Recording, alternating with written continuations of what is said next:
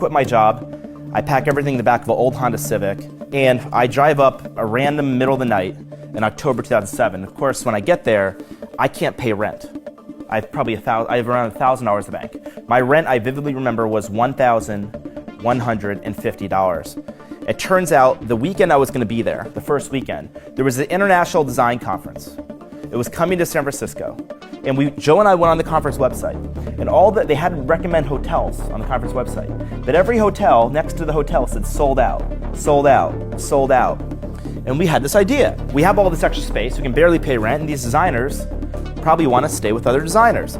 So we said, what if we just turned our house into a bed and breakfast for the design conference?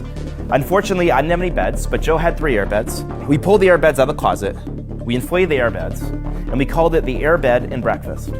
airbedandbreakfast.com, and that's where the name comes from. We ended up having 3 people that we hosted, a 35-year-old woman from Boston, a 30-year-old from India, a 45-year-old father from Utah. The second night of this conference, I see a designer that I admired, and I come up to him, and I told him about Airbed and Breakfast. I told him it's gonna be the biggest thing in the world. One day, thousands of people are gonna use this. And he looks at me very seriously, and he said, Brian, and I said, yes. He said, I hope that's not the only idea that you're working on.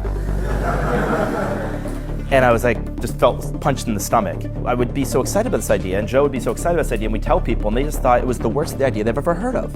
They said, there's no way that strangers are gonna stay with other strangers. And they said it was the worst idea ever, so if it worked, I guess it was the worst idea that ever worked.